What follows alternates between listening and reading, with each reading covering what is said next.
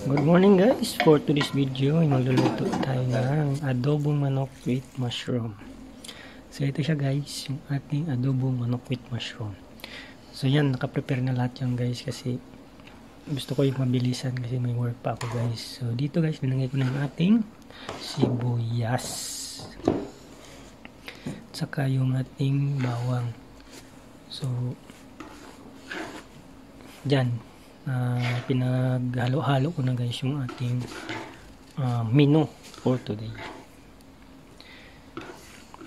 So inilalim ko yung ating sibuyas at saka bawang. Saka natin ilinagay yung ating slice na chicken breast. Ayan. Tapos linagay na rin natin yung ating mushroom. Ayan yung ating mushroom guys. Pinaibabaw natin sa ating chicken. Saka linagyan natin ng paminta. At para naman maglasang maanghang. Saka linagay na rin natin yung ating toyo. So kunting toyo lang yung linagay ko dyan guys. Kasi pag maraming toyo tayong linagay, yan, tutuyuin tayo. Hindi pala, magiging maalat. Saka nag-add na rin ako konti, kunting cooking oil. Kasi hindi ko na siya ginisa. Isang bagsakan lang guys ang ginawa ko dyan guys. Saka kunting tubig na rin guys para sa ating lutuin. Hindi yung ating linagay na toyo. Masunog. So ngayon okay na siya guys, nalagay na natin yung ating yun lang naman guys ang aking ingredients at saka pahabol pala asin, kunting asin guys kasi kunti lang ilagay natin tuyo, so lagyan natin ng kunting asin. So ito guys, sinalang ko na siya guys. Ayan.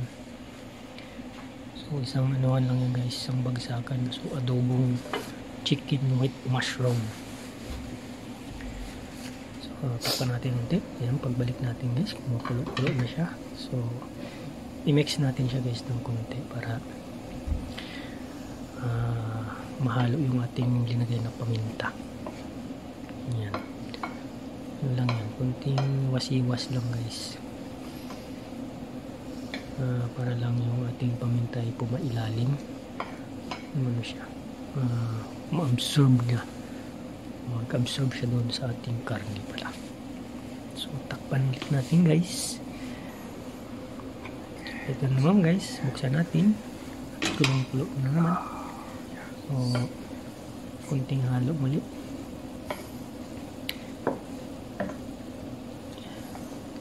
Ganun talaga guys, pag nagluto kailangan natin na halo-haloin lagi yan para sumarap.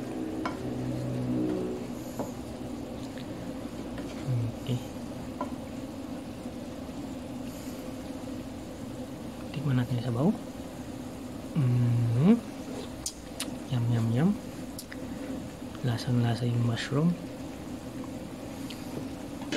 Okay, takpan ulit natin guys.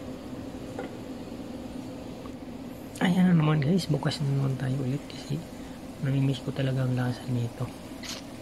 So ito guys, wala, tinitingnan ko kung wala nang sabaw o meron pa.